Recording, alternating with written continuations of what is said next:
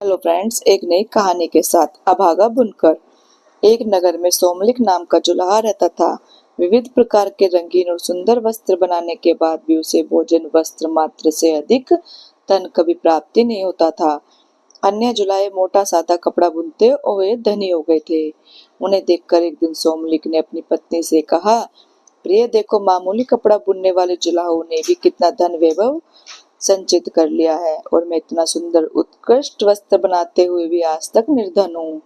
प्रतीत होता है यह स्थान मेरे लिए भाग्यशाली नहीं है, अतः विदेश जाकर धनोपार्जन करूंगा।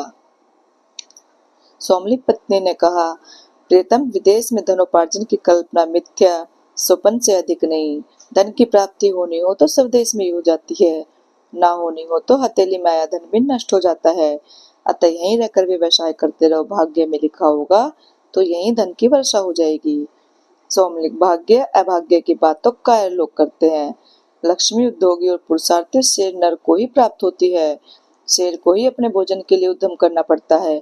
मैं भी उद्यम करूंगा, विदेश जाकर धन संचय का यत्न करूंगा। यह कहकर सोमलिक वर्धमानपुर चला गया। वहां 3 वर्षों में अपने कौशल से 300 सोने की मोहरें लेकर वह घर की ओर चल दिया।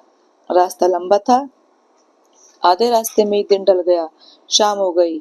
आसपास कोई घर नहीं था। एक मोटे वृक्ष की शाखा के ऊपर चढ़कर रात बिताई। सोते सोते स्वप्न में आया कि 2 भयंकर आकृति के पुरुष आपस में बात कर रहे हैं। एक ने कहा, हे पुरुष, तुझे क्या मालूम नहीं है कि सोमलिक के पास भोजन वस्त्र से अधिक धन नहीं रह सकता? तब तूने इसे 300 मोहरें क्यों दी?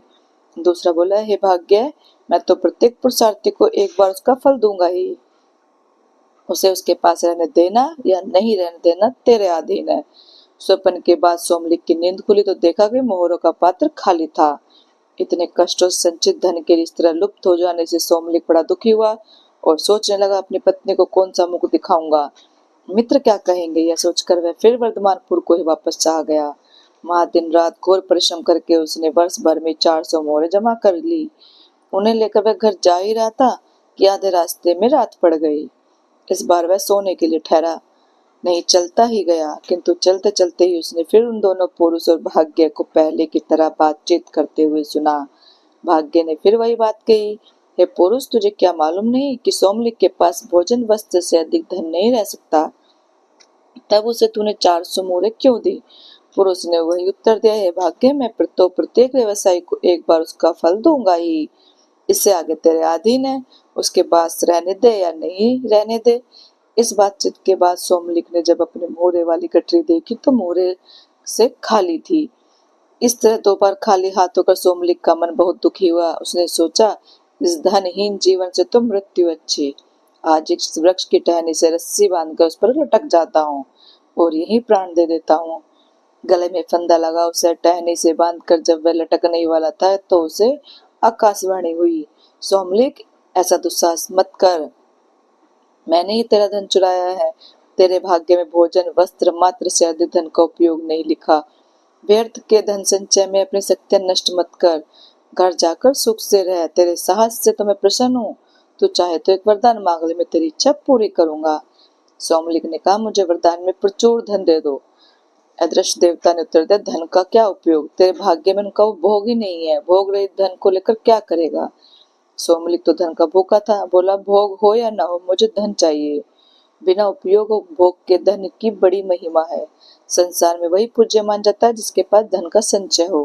कृपणों और अकुलीन भी समाज में आदर पाते हैं।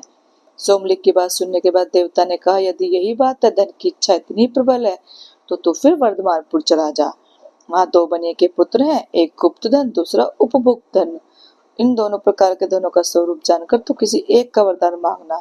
यदि तू उपभोग की योग्यता के बिना धन चाहेगा तो तुझे गुप्त धन दे दूंगा, और यदि खर्च के लिए धन चाहेगा तो तुझे उपभुक्त धन दे दूंगा।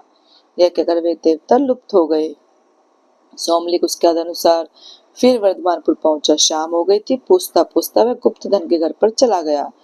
घर पर उसका किसी ने सत्कार ही नहीं किया। उसके विपरीत उसे भला बुरा कहकर गुप्त धन और उसकी पत्नी ने घर से बाहर धकेलना चाहा।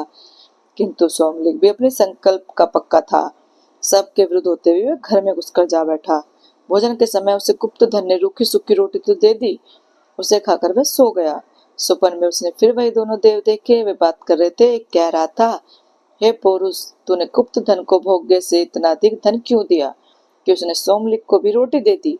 पौरुष ने उत्तर दिया, मेरा इसमें दोष नहीं है। मुझे पौरुष के हाथों धर्म पालन करवाना ही है, उसका फल देना तेरे अधीन है।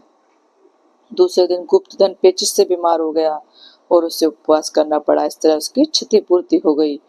सोमलिक अगले दिन उस सुबह उपभोक्त धन के घर गया। वहां उसने भोजन आदि द्वारा उसका सत्कार किया। सोने के लिए सुंदर सैया भी दी। सोते सोते उसने फिर सुनी, वही दोनों देव बात कर रहे थे। एक कह रहा था, हे पुरुष, इसने सोमलिक का सत्कार करते हुए बहुत धन व्यय कर लिया है, अब इसकी क्षतिपूर्ति कैसे होगी। दूसरे ने कहा, हे भाग्य, सत्कार के लिए धन व्यय करवाना मेरा धर्म था, इसका फल देना तेरे अधीन है। सुबह होने पर सोमलिक ने देखा कि राज दरबार से एक राजपुरुष राजप्रसाद के रूप में धन की भेंट लाकर उपभोक्त धन को दे रहा था। यह देखकर सोमलिक ने विचार किया कि यह संचरित उपभोक्त धन ही गुप्त धन से श्रेष्ठ है। जिस धन का दान कर दिया जाए या सत्कार में व्यय किया जाए, वह धन संचित धन की अपेक्षा से बहुत अच्छा होता है। तो दोस्तों, कैसी लगी आपको ये कहानी? अच्छी लगी हो तो प्लीज लाइक, कमेंट और शेयर करना, चैनल को सब्सक्राइब करना। Thank you.